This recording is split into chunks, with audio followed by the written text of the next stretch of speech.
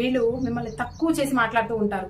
వీళ్ళు మిమ్మల్ని హేళన చేస్తూ నువ్వు ఇది సాధించలేవు, నీ వల్ల కాదు, నీకు అంత సీన్ లేదనుకుంటూ మనల్ని ఏ కాడికి కూడా వెనక్కి నెట్టేస్తూ ఉంటారు. చివరికి మనల్ని జీరో చేస్తుంటారు. ఇలాంటి వాళ్ళతో చాలా జాగ్రత్తగా ఉండండి. ఇక నెంబర్ 6, వీళ్ళు కపటలు, అంటే ఓసర వెల్లులు. మనం ముందు మీరు అంత ఇంత ఆహా ఓహో అని పొగుడుతూ ఉంటారు. మనం అవతలకు వెళ్ళిన తర్వాత మన వెనకాల చాలా అపహాస్యం చేస్తూ మనల్ని అప్సెట్ చేస్తూ ఉంటారు. ఇక నెంబర్ 7, సెల్ఫిష్ పర్సన్స్, అంటే స్వార్థపరులు. వాళ్ళ అవసరం వచ్చినప్పుడు మనం అంటే ప్రాణం ఇచ్చేలాగా నటిస్తూ ఉంటారు, కానీ వాళ్ళ అవసరం తీరిన తర్వాత చిన్నగా జారుకుంటారు. కానీ మనం వాళ్ళ కోసం అప్పటిదాకా నటించారు కదా, వాళ్ళ నటన మాయలో ఉండి మనం అప్సెట్ అవుతూ ఉంటాం. ఇంకా లాస్ట్ అండ్ ఫైనల్ 8 పాయింట్, సమయాన్ని వేస్ట్ చేసేవాళ్ళు. వీళ్ళు వాళ్ళ లైఫ్ ను మొత్తం టైం అంతా వేస్ట్ చేసుకుంటా అనవసరమైన జీవితాన్ని గడుపుతూ ఉంటారు. వాళ్ళతో పాటు మన టైం ను కూడా వేస్ట్ చేస్తూ మనను కూడా నాశనం చేయాలని చూస్తూ ఉంటారు.